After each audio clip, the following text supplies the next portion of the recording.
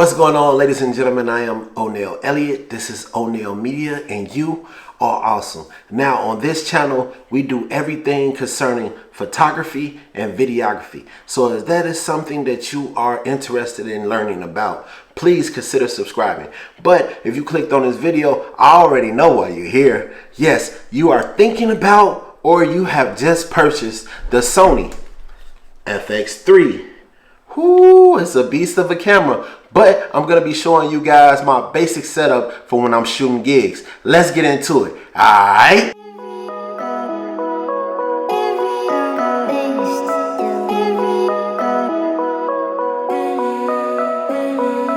Now, recently I have purchased the Sony Fx3, and with that being said, this camera is my go-to workhorse for video production.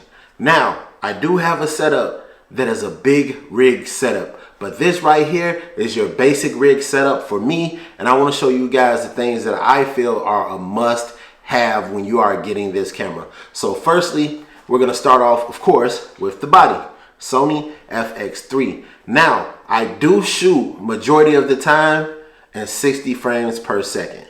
And the reason for that is I do a lot of running gunning, and there are a lot of things that may need to be slowed down in post. So I make sure that I always keep it at 60 frames per second so I can at least chop that down to about half, all right? The second component to this camera would be the lens. Now, the lens that I am using as my standard lens that I keep on here is the Sigma Art Lens 14 to 24 millimeter f2.8.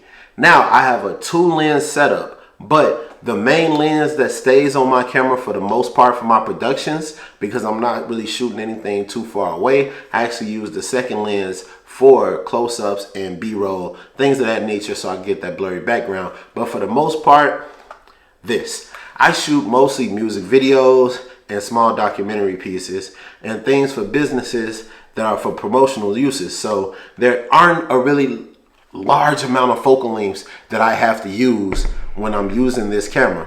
Now that we got the body out the way and that we got the lens out of the way, now I can tell you guys exactly what I use for audio. This camera comes with an audio setup and the handle. With this audio setup and the handle, you really don't need any other contraptions to get audio, good quality audio, into this camera.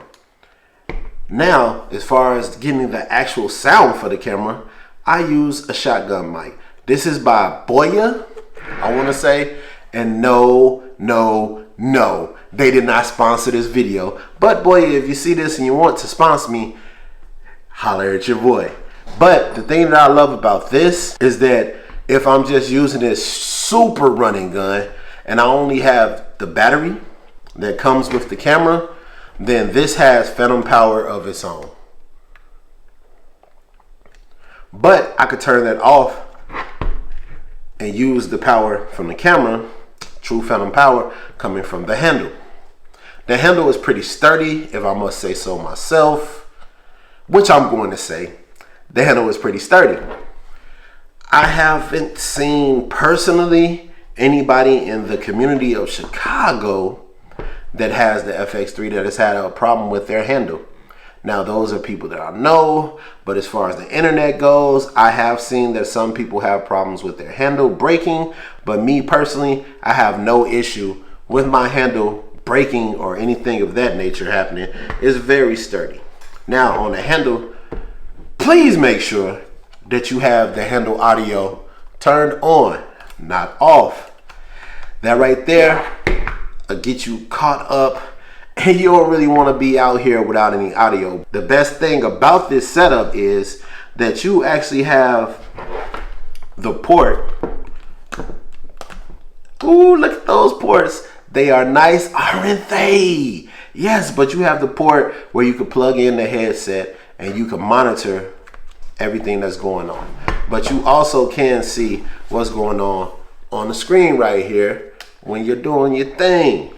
Now that we have the body, which is the most important, then the lens, which is probably the second most important, and the audio, which is way more important than you may know.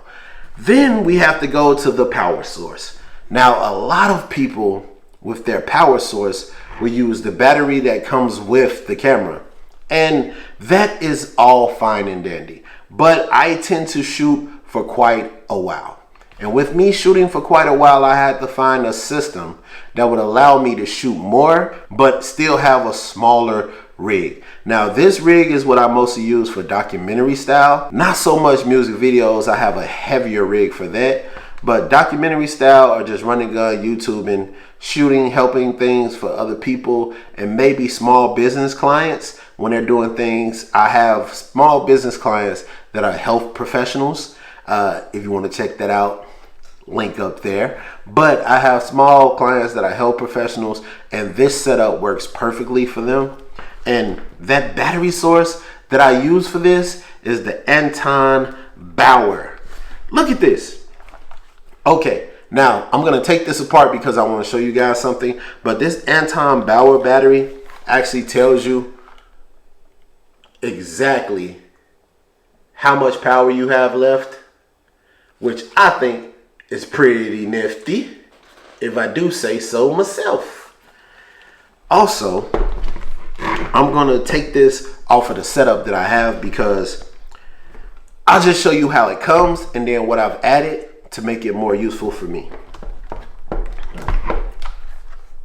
Now I'm going to unplug this because I want to show you guys that I have added my own quick release plate to this, because the plate that actually comes with it is not a quick release plate for anything other than this Titan base.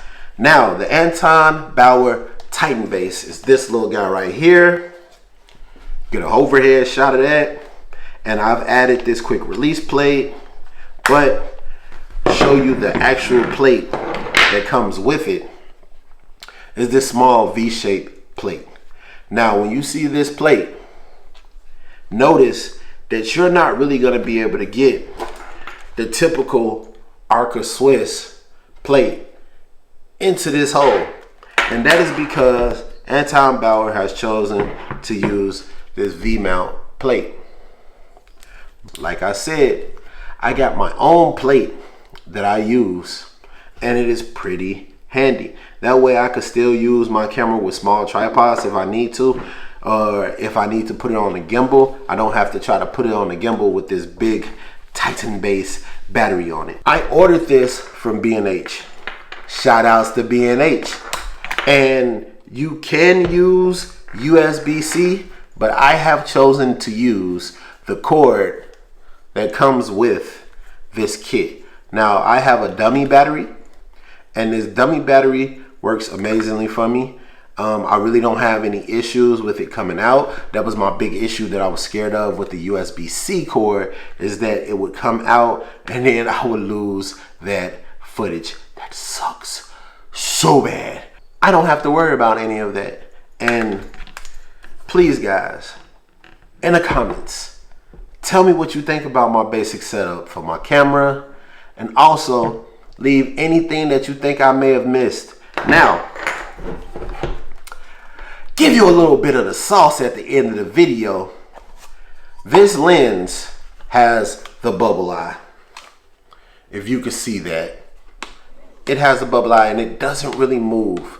Now, why I like this more than, say, a G Master 16 to 35 is because it doesn't really move. When I put it onto a gimbal, it doesn't shift the weight. That's just a little bit of sauce for you. Make sure you get a lens that doesn't shift the weight. Now, I do not use variable ND filters with this lens, but I use it with the second lens that I have right here, which is the Tamron 28 to 75 f2.8. And I'm telling you, man, that tandem is one of the greatest tandems that you could possibly ever have for a camera system. It gives you so many different focal lengths, and when you're running and gunning, that is perfect. Now, I do have different lenses that I use when I'm going with a bigger setup and want more control, but we'll talk about that on another video. So if you got any value out of this video, please hit that like button and also consider subscribing and ring that bell notification so you can be back here every time I shoot a video. And with that being said, yeah, man, I'll catch you on the next one. Peace. I love you guys.